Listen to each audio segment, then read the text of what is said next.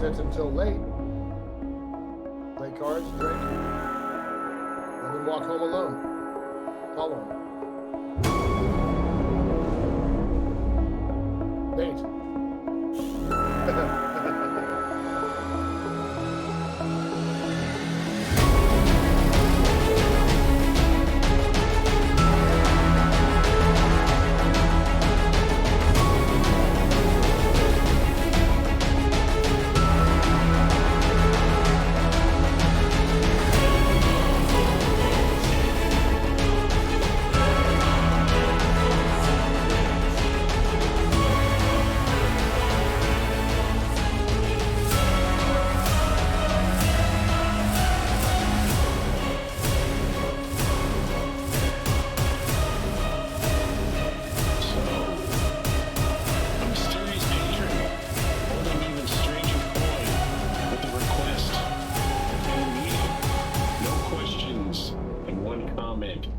Someone who knows death as a weapon, not a fear. They disappeared faster than they arrived, and the next day, attending the counting house, manned by city watch guards, the Brotherhood learned of murders in the quarter and an ancient crypt that was now stirring. Their task: reseal it or finish it. On the way back to the Silver Pick, they met a group, not unknown, but as yet unencountered, known as the Vermilion Tide. They wanted the slate, stating they also wanted the crypt sealed again, but for a different reason. The crypt was after oath breakers, and should it wake all the way up, the city will drown in blood. And deliberating at the Silver Pick, a small flash of red arrived at the door. A small boy, no more than 9, arrived bearing a note. Placing the sealed note into Varcoon's hand, he turned and fled as Dirk came to escort him out. The note bore 3 names as promised: Pascal Breinwright, former dock captain, Marilla Quinn, a temple acolyte of Apollo, and Omar Keth, a mercenary sergeant of the Bronze Scar. Included were places where they might be found: the familiar rusted anchor, the chapel of Salt and Sun, and a nameless pub near the salt yards. And as Daglin looked to grab his loaf of bread to take a bite, he seemed mildly surprised to find it missing, and he begins to smile knowingly. What is your next move? I think the rusted anchor. Yeah. Agreed. We know that place. To the rusted anchor. As you all prep and begin to gather your gear and to head to the rusted anchor, you come back downstairs, and Borkr, you recognize a young lady who's in the hall, and you recognize Hethra. She was one of the friends you met on your evening of debauchery. Yep. She was the one that sang the song, and she's really upset. She looks like she hasn't slept in days. She says, Borkr, the last... Still looking charming, though. Yes. The last song that I sang for you was older than the city, taught to me by a sailor who drowned the next night. Tune has begun to surface elsewhere, whispered, hummed, and half remembered. And as she starts to play it, you remember some of the words, and she says, I think that I'm being followed. Someone is looking for everyone who heard it. So Borkr didn't just buy drinks that night. He's now bought attention. And in Chromarium, attention always collects interest. So Kyle says to Bork, what happened? I made friends. Bork made some friends. A And lot. enemies. More than a few friends. Not so many enemies. But the last song from what Bork remembered, it was the forgotten song of the Oath Dead, and it wasn't just a lament. It was more of a warning wrapped in a memory and ritual, and fragments now, as Petra has said, are beginning to surface around Cormarium, often half sung, half remembered, or most often played wrong on purpose. Many of the themes came through an oath is weight, not a promise. And it also brings breaking an oath brings about a death that does not end. And witness is a curse. And the gods do not chase, they wait. And names are heavier than bodies. And lastly, the last part that Heifer says, redemption is never promised.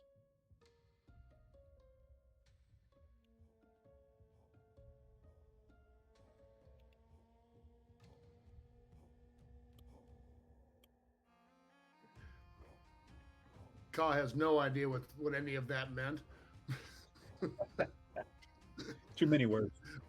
But tries for a charming smile to the girl. Like, So, Bork, your friends are the kind we drink with, or the kind that I make friends with? I drink with them. They seem to be nice. Everything Okay. went well. But this one seems to have a problem that we may want to look into. sounded like a good I can add them to song. my collection. And I did not know that we were doing this out of the generosity of our hearts. I mean, the temples of Auroras are not free. How are we to be paid for this event? You're not looking for the oath breakers?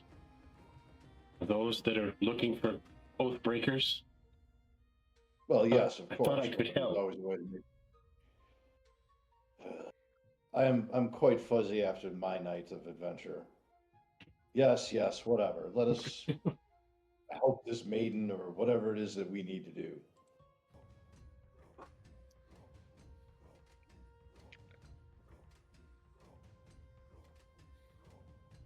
Heading to the Rusted Anchor. Yep. Walk in. Rugor is there, and he's oh, Varkoon! Are you coming to drink again, my friend? Of course, it drowns out the sorrow of my life. But And he reaches up and slams his book down on the table. I knew it! And he starts pulling up some of his special brew that he makes in the back. do you have any more for my friends? And I throw down a gold piece. Yes, of course. Nothing but the best for Harpoon and the Brotherhood, Dark Star. And you hear a couple of stickers when they say your name in the back. Many of them recalling a time when you were Howling at the moon and yes. howling at the moon, calling all kinds of, telling the gods to go screw themselves and everything else under the sun. Yeah. Yes. Yeah. But you do notice. I look at them. Mhm. Continue on with your games. I will be back to win my losses back. Good luck, Brotherhood, brother of the wine.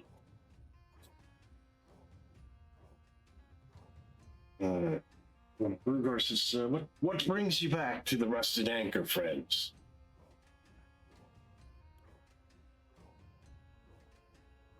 Well, Here helping a friend.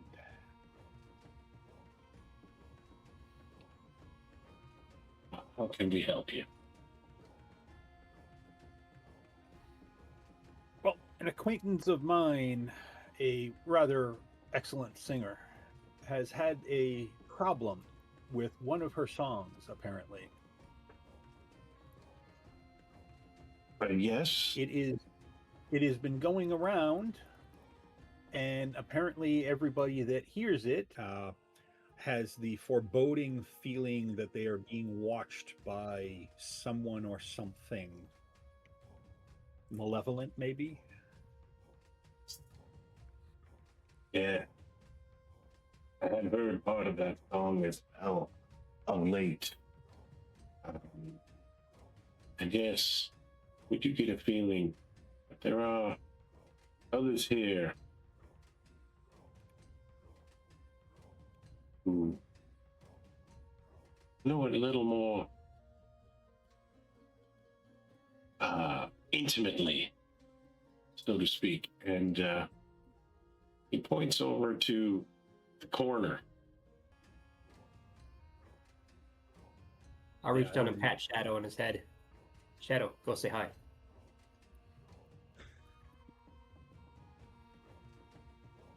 Yeah, so as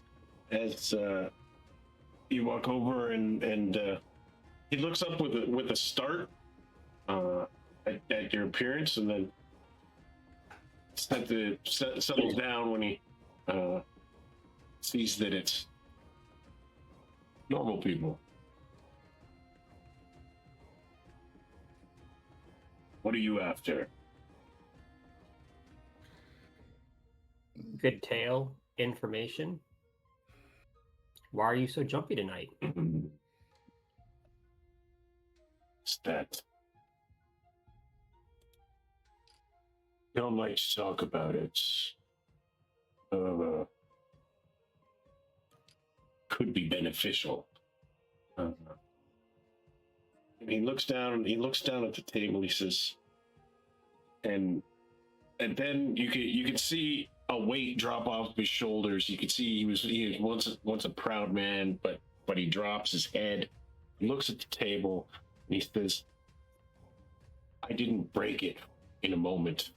It wasn't rage or greed or some grand betrayal. It was arithmetic. My name is Haskell Brinewright, and I was born before the docks of Coromarium, not in a temple, not before a priest, but before the harbor watch and 3 captains at the salt yard. I said, no plague sails past my chain. No rot reaches the harbor while I draw breath. I was once a tide warden, keeper of the harbor chain. My charge was absolute. Nothing infected enters the city. Nothing infected leaves. That included a plague ship. Any of you heard of the Grey Lament? In stories. Yes, black flag raised, quarantine markings burned into the hull. 32 souls were said to be aboard. 21 living, 5 children. They were not yet dead. That mattered. The Harbor Council ordered the chain held fast. Burn the ship where she floated. But there was a storm. But there was a storm building. If burned in the channel, the ash would fall on the salt yard. If left, the wind would carry her towards the reef. It would break and drift. I did the math.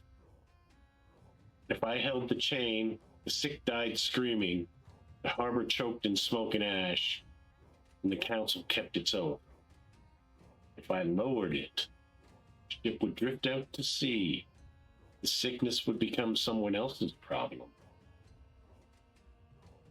I told myself the tide would claim her. I told myself the reefs would splinter her. I told myself the sea is merciful. I lowered the chain. A few days later, it drifted south. Grey Lament did not break. 3 months later, a fishing fleet returned sick. 6 weeks after that, Red Fever was in the Talon district. 209 dead. 9 were Harbor Watch, and 1 was my own younger sister. My oath was not protect Cromarium if convenient. It was preserve the harbor economy. It was not minimize loss. It was no plague sails past my chain. And it sailed because I allowed it. The council would have blamed me anyway, and the storm would have spread it worse. They were already dead. The truth is, I could not burn the children, and I condemned strangers instead. I'm being hunted by a group that I have yet to see, but I can feel it. They're after me. Since I've heard the singing, and I think I'm next. That is why I stay here and drink. I know I should have burned that ship. That is my tale. I believe I will be dead before the week is out.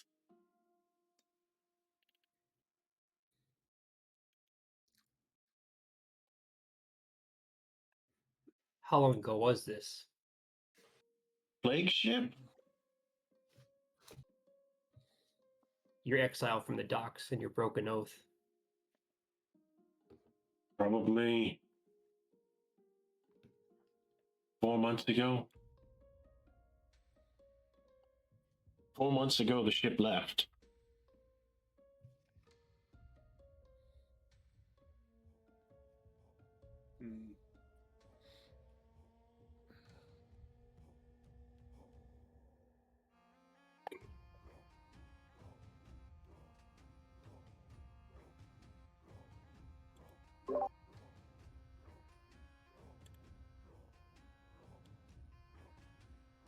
So what Does is... that sound like something you could do?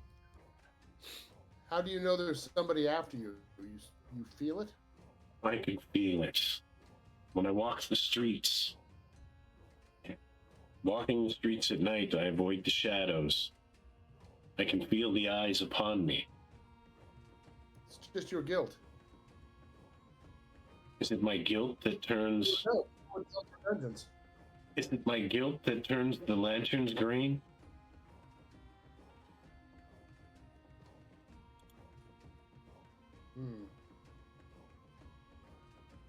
I pass, and they change back.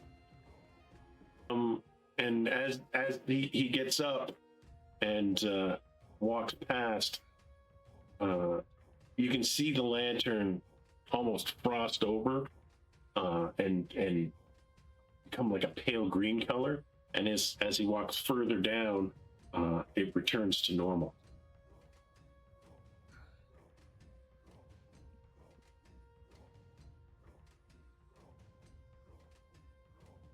And then as he turns around and walks back to the table, Rugor brings over another ale for him, and he nods and tosses over 2 silver. Continues to drink.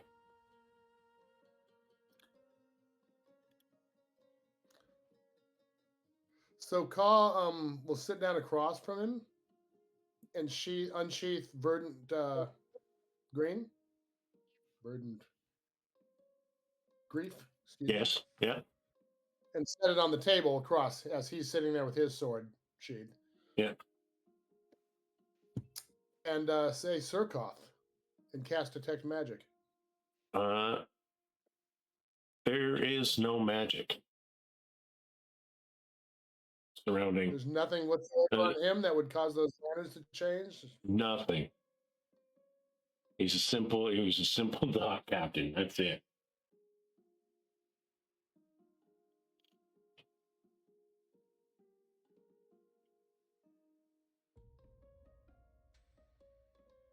So I look at Varkum. Were he cursed? Would we know?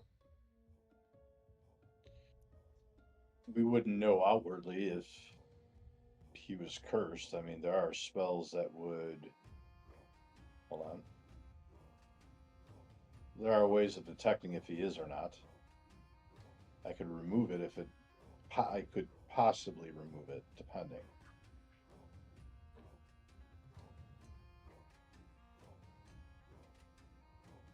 I don't have divination spells that would help us divine whether he is cursed or not. But if we do find out, there's a possibility that I could remove it. If that makes sense. I'm not. I don't know that it's possible. The other people that have already been murdered in the quarter, they were oath breakers as well. And the more that these these beings find out, the more this city will be in trouble. Where do we start then? No. We could sit until late, play cards, drink, let him walk home alone. Follow him. Bait.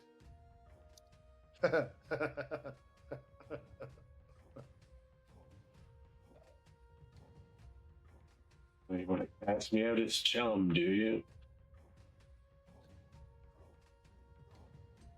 You tell it, you're dead anyway. We come with, maybe we save you. I appreciate that. And he waves Grugar over and holds up a hand with 4 as Daglin has disappeared in the back, attempting to win some more money. Or lose some, as it were. But as Grugar comes back with four more ales, he sets them down. I have been watched. Heard that from night to night they're chasing new people. And Daglin comes back out of the back room almost as quickly as he had entered. And what did you do now? And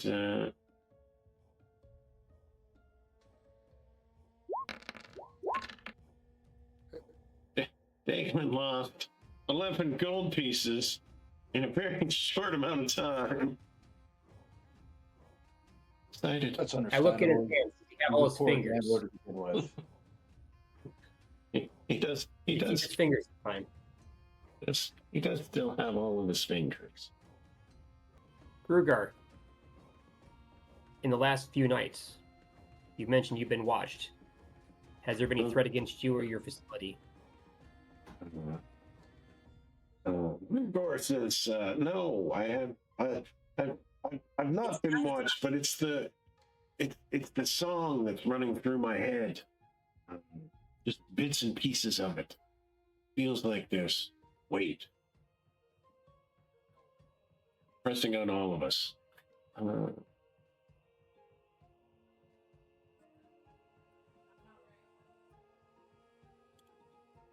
you're okay with this person still in your facility with the weight that they carry of death that follows? Of course. Once he's paid for all of his drink, and we're talking about the murders that have occurred.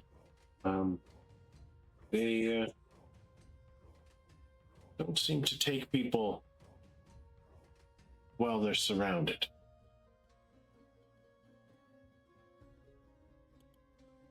The scales have not been decided then in his fate, as he yet breathes and drinks. They haven't been decided. Yes.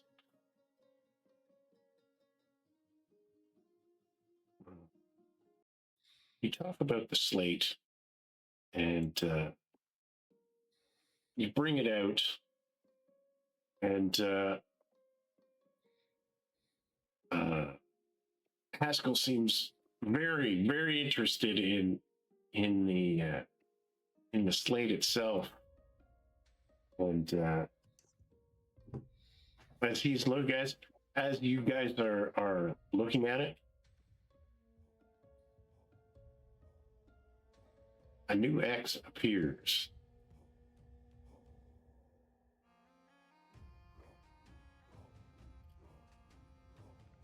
On the map.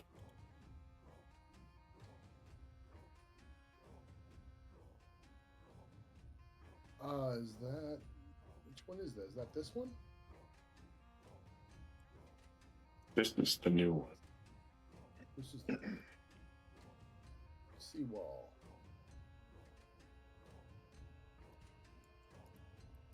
So when you got the map, there were 4 marks on it. There are now 5. And they seem exactly the same as the other marks. More or less the same.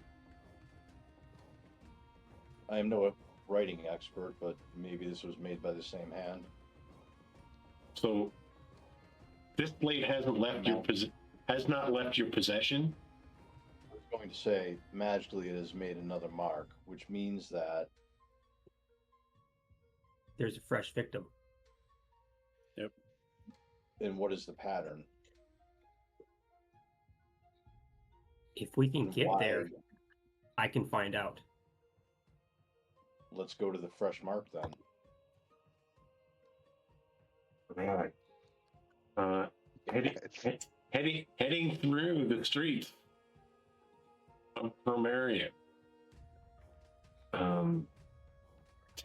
It takes a little bit of a trek to get there. But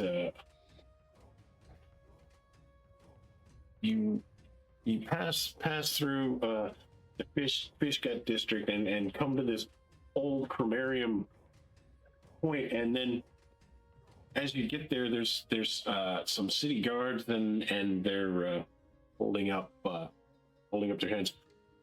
Hold, we have an issue. You'll have to wait. You will have to move now. And I produce the ring on my finger. And they took a quick there's a quick moment of these guys really mean business, and then they said, oh, of course, yes, please go ahead. And looking as you all pass, you come up to there's another two city guards there. They're talking with another gentleman. a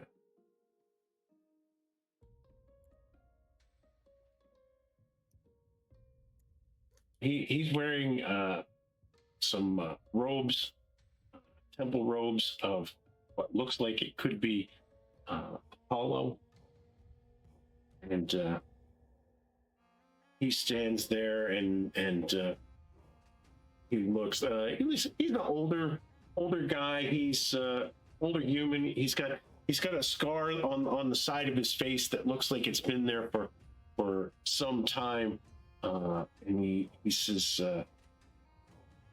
he's talking to the city guards, and he says, yes, if we could have the body brought to the temple soon as possible, it would be Where's the body? and as you're looking, as he's looking, he says, old friend, this is one of ours. And he says, what business do you have? To identify the issue of why this keeps happening. As I impatiently tap my finger with the ring on my scythe. He says, your ring means nothing. And the two guards are there, and they look at the ring and they understand, and they said, my lord, they're with the watch. And he says, greetings. He says, well, he says, at least somebody here is able to possibly help. He says, this was Marilla Quent. I spoke with her not 40 minutes ago at the temple. We were going to move her back and prepare for her funeral tomorrow. So she was aged already. No. You look at this woman, and you can tell she's a younger woman, not like in middle age, like not old, but she's you can tell like her eyes are sunken, and there's like a heavy black, almost looks like a solid black ichor that has filled up the pools underneath her eyes. And Look at Barkoon and Bork and Daglin and Ka. I need you to watch over me, that nothing interrupts. No matter what you see or hear, I cannot be interrupted until I'm finished. You will not be interrupted. I can do that. So I'll go down, put my war scythe down next to the body, and you'll see where I have the scars from my training. I'll go down, put my hands on the head, my thumbs over the eyes with a slight pressing motion, and my eyes roll back into my head as I start mumbling in a dialect that you don't recognize. Freak. Me. I cast Visualize Death. Yeah, let's go. Let's Aye. fucking go. okay. Oh. As You got that one down? yeah, I got it. Okay.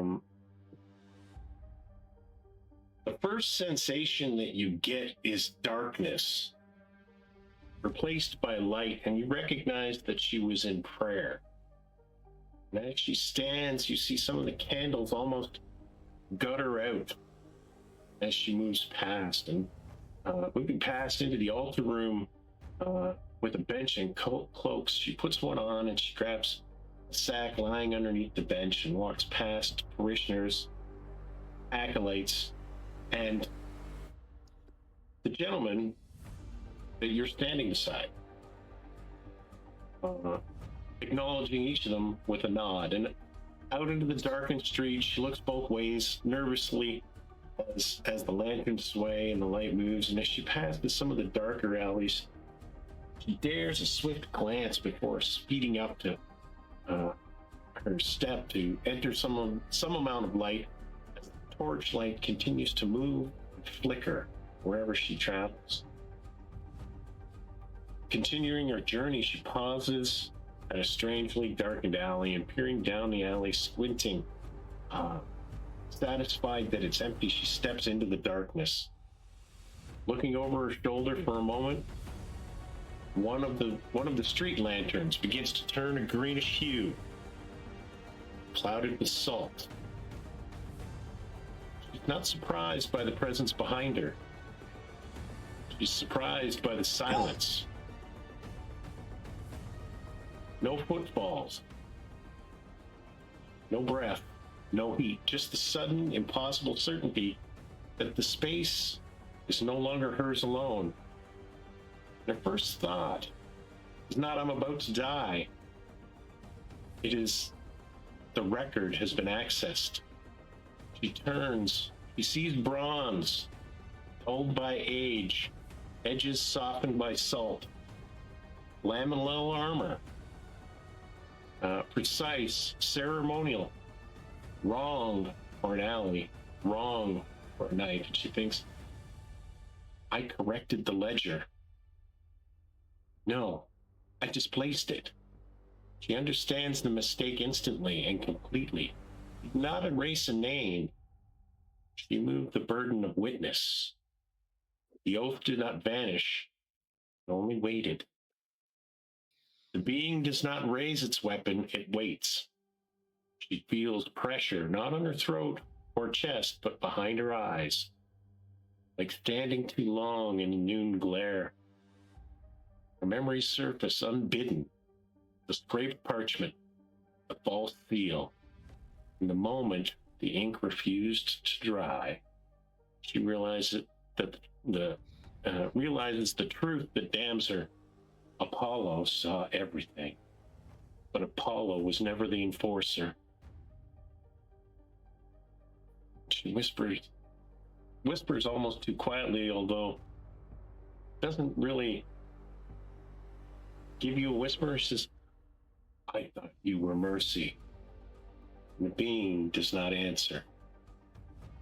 And then darkness.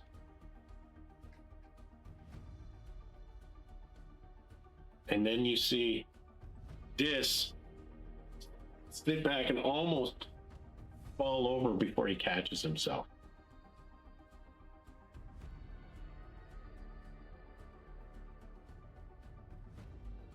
She was forsaken in the end. She was an oathbreaker.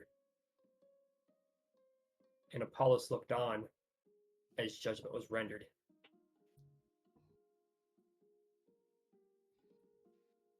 And you can see sweat just pouring off of Dis, and he's kind of rocking back and forth, like extremely unstable and paler than normal. Eyes are a little sunken, breath is really heavy, and kind of judging the reaction to the priest. And you were there in the end, or right before. How did you not know? I saw her leave. She was finished. At the temple, she was returning home. What You was saw the I to light know? flicker as he passed by in the temple. You I had noticed- to have seen. I noticed no lights flickering. Nothing out of the ordinary is what I noticed.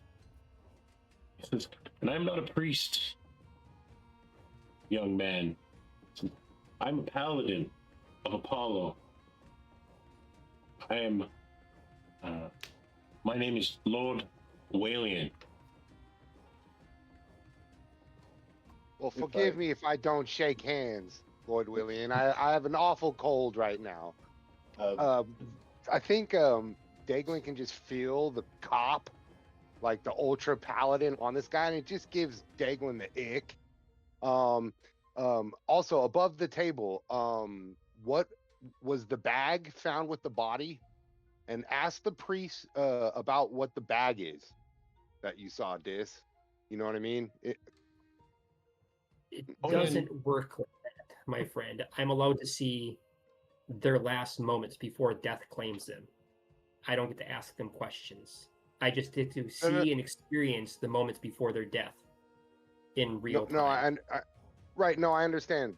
I That's just the want to power. know if that bag that she was carrying was that found with the body, or does the priest know anything about what was inside the bag that she took under the whatever the thing was and walked out with? Yeah, oh yeah, That's no, all. That's just for sure there was a bag. This is her this murder just occurred. I saw her not a half an hour ago.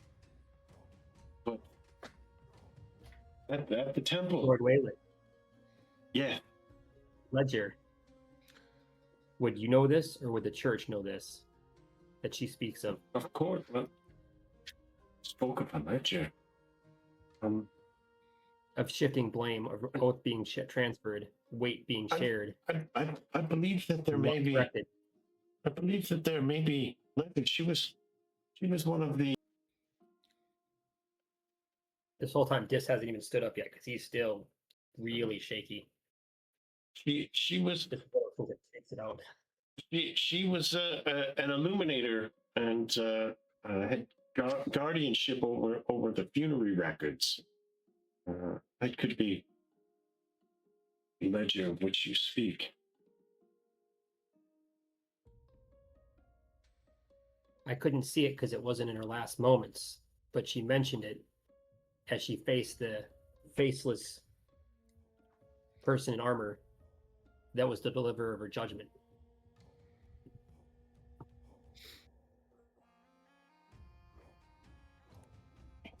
And it wasn't Apollos. Oh, never judges their own like this, but we would like to bring her back to the temple, and we'll arrange a funeral as soon as possible.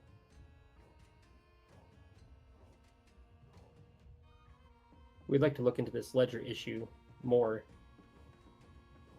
obviously, according to helping solve this murder. Yes, if you would like to look over the records, you're more than welcome to. I'm sure everything is in order. I look over at Varkum. You would know how to read these, yes? Potentially. I would if they allow us access. Yes, of course. You're more than welcome to. You're a brother of the light.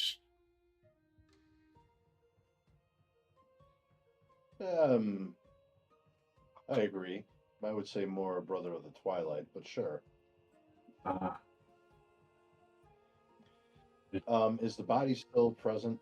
Yes. I'm going to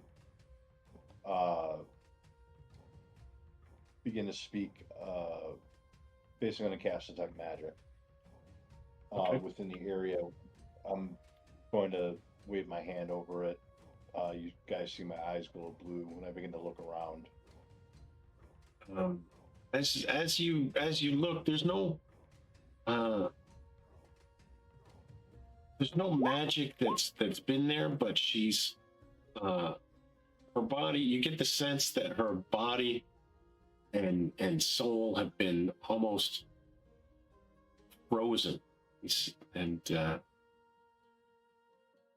Wayland's there. He says, "Yes, I rushed over and I attempted to heal her myself, but she's already gone."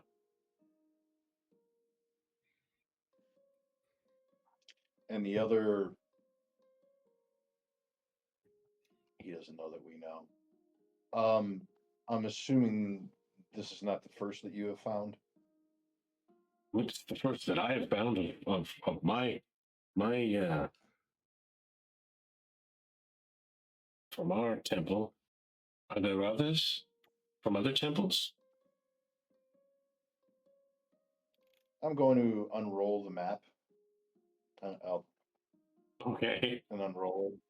And it's not even a roll. It's a piece of slate, and so you pull it out and says, yes, this is where we are here, and he and he points at the map, and he's like, "Yes, we here, right here."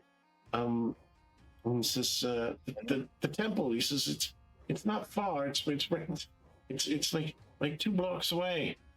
And this I believe she lives not far from here. Who? Morella. This Yes. deceased? Yes. Maybe we should investigate her dwellings or. Sorry, I've been a little bit of space lately. Who is she again? Is she of any importance? Morella Quinn. She was Who's on actually the list? she was on the list. Ah, that's right. Well, there have been 4 other murders before this deceased lady. This one we found out by accident. It's unimportant. And I put the map back into the satchel or whatever it is that we're using to hold it. You said that her dwelling is that way. Yes, I'm not exactly sure, but we could go back to the temple if you wanted to examine the funerary records. Yes, that would be good. And What's the rest of you? Yeah. With that, there's a couple of other. The guards of high are moving out of the way as more temple acolytes are coming, and they're shocked to see Morella there, but they're also known that they were coming to move a body, but obviously not who they were expecting. They put her on a stretcher, and they pick her up, and 4 of them carry her back to the temple of sun and salt. And as she's going back, Wailing begins praying and starts talking, and this yes, hopefully this is the end of the murders. For her.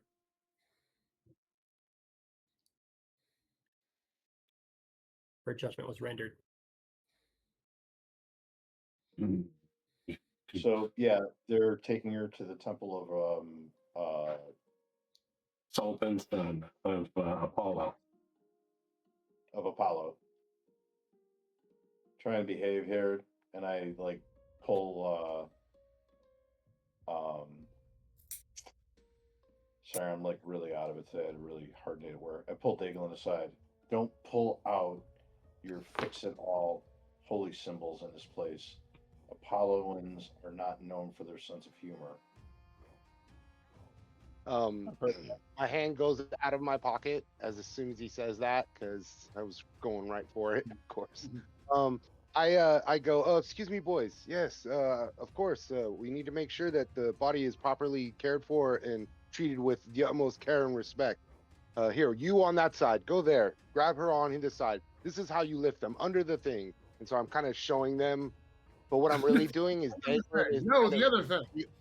Poke Daglin. What I'm doing is But- I'm patting down, and I'm trying to find and basically do a quick search of her body because if she's a secretive person, she'll have something like maybe inside that she would hide something, or if there was something on the body that basically shouldn't be there, is what I'm doing. So I'm fumbling around with the body to help them carry it out. But really what I'm doing is almost patting it down just to see if I can feel like to the normal spots, because Daglin, being a pickpocket of one of his many jobs, knows that there are secret, things inside that, normally the city watch guys would grab the hidden purse, but not the hidden purse, right?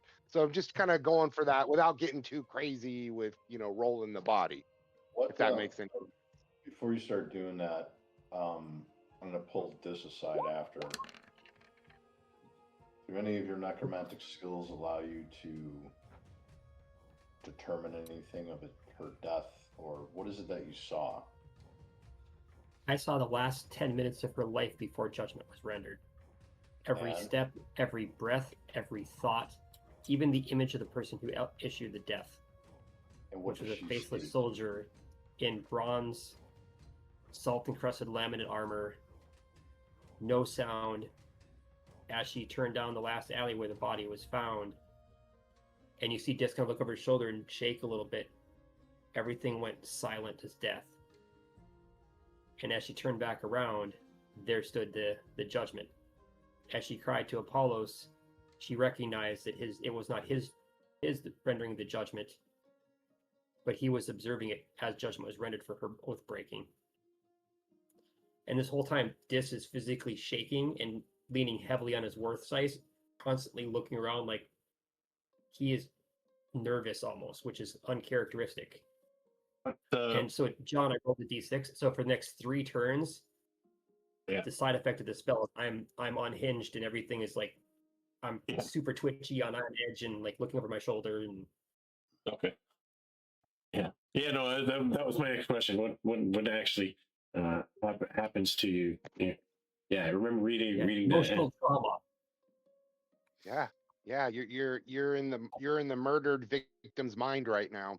Is what you're feeling. You're the deer. You're on the other end of the scope. As we go back from as we follow them to the temple, I'll just randomly mumble out what she was saying as she was walking from the temple, as she passed Lord WIYNM, as she grabbed her bag, mumbling about the ledger, names and thought she had fixed it. I'll just constantly be repeating this just in a mumbled tone as I hobble my way with everybody to the temple.